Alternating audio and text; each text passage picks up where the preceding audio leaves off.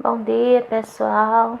Estamos mais uma vez aqui no vídeo, no canal Fátima Andrade Reflexões. E hoje traremos a segunda parte do tema a Bíblia em conexão com a história. Antes, faremos uma nossa oração costumeira. Senhor nosso Deus, nosso Pai, muito obrigada por estarmos mais uma vez aqui no canal Fátima Andrade Reflexões, que tem trazido reflexões para aqueles que seguem, ó Deus, e te peço que o alcance, ó Deus, desse vídeo possa ser o alcance que o Senhor desejar. Eu sei que o Senhor deseja que o alcance seja amplo, porque é a tua palavra, mas que seja de acordo, ó Deus, com a vontade de cada um.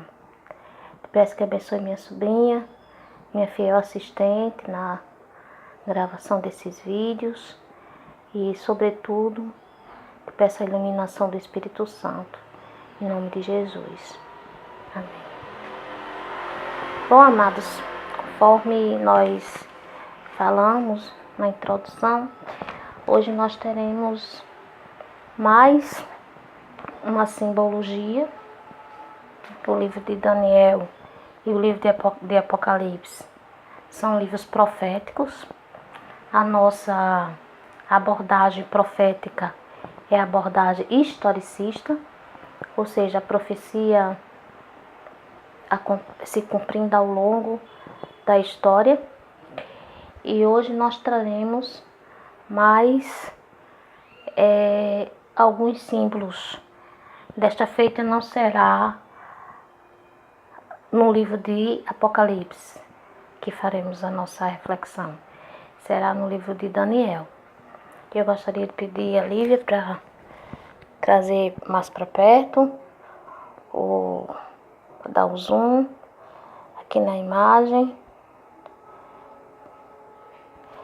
Bom, então, como vocês estão vendo, aqui existe 4 animais. Existe um leão alado, um leão com asas. Existe um urso com 4 costelas na boca. Existe um leopardo com 4 cabeças e asas.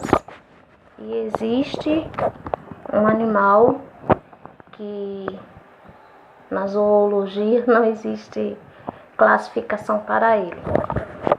A Bíblia o chama de animal terrível e espantoso. Lá em Apocalipse. Esse animal também aparece em Apocalipse. Como nós agora vamos fazer uma retrospectiva da temática do vídeo anterior. Nós vimos que aqui são 4 animais. E lá no outro vídeo eram 4 partes de uma mesma estátua. E cada parte daquela representava um reino. Então Daniel 7 faz link com Daniel 2.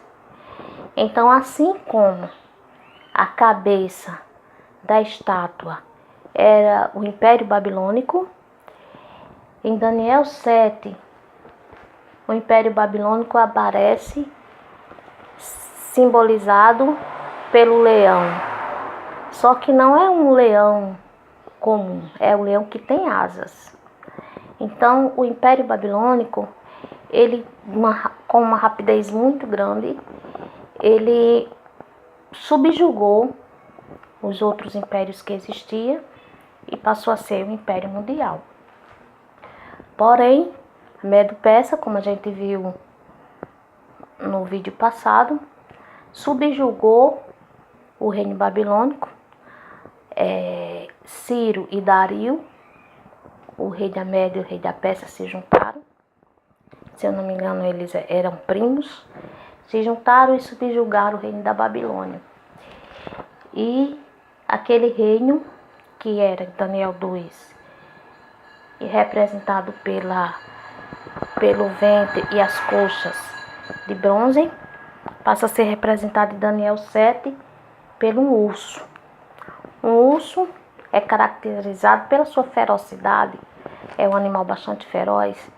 E assim foi os medos e o persa para poder subjugar Babilônia, que era um reino assim, de uma potência mundial, né? Que era uma potência mundial e de uma riqueza assim, extraordinária. Então essas 3 costelas que o urso traz na boca são os 3 impérios que Medo-Persa subjugou para se tornar um império mundial: Lídia, Egito e a própria Babilônia. Depois nós vimos um leopardo. Esse leopardo também era alado, também tinha asas.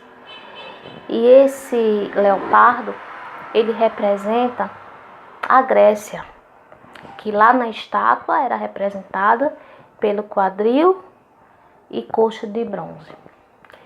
Então, o Alexandre o Grande, ele subjugou vários impérios, inclusive Medo-Persa, com uma velocidade muito grande. Ele, aos 37 anos, faleceu e ele já tinha feito da Grécia helenista uma grande potência.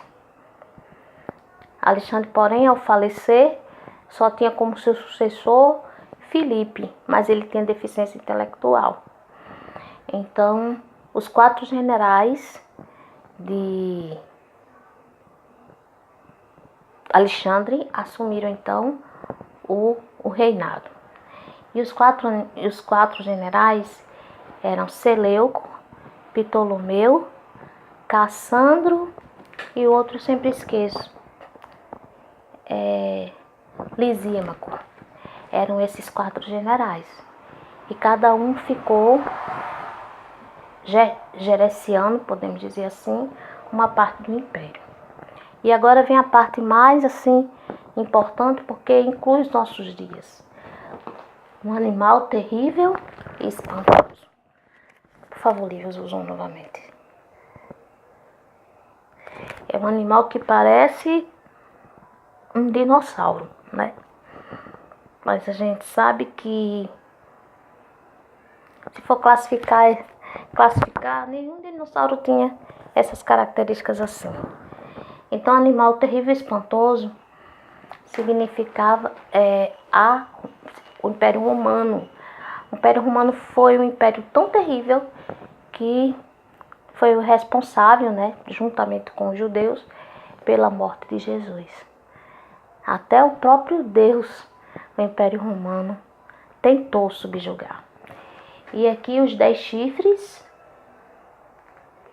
que existem nesse animal, que parece um dinossauro. Esses 10 chifres representam os 10 primeiros países da Europa Ocidental. Então o Império Romano foi invadido pelos bárbaros, e quando ele foi invadido pelos bárbaros, se fragmentou e passou a constituir a Europa Ocidental com 10 nações inicialmente. E nesse período, né, das 10 nações, aí Deus não apresenta mais nenhum império, porque o próximo império que virá será o império que a gente viu no vídeo passado. O império de Jesus, a volta de Jesus, o regresso do Rei dos Reis a esta terra. Não mais como um bebê, mas como o Rei dos Reis, Senhor dos Senhores. Beijo no coração, que Deus abençoe.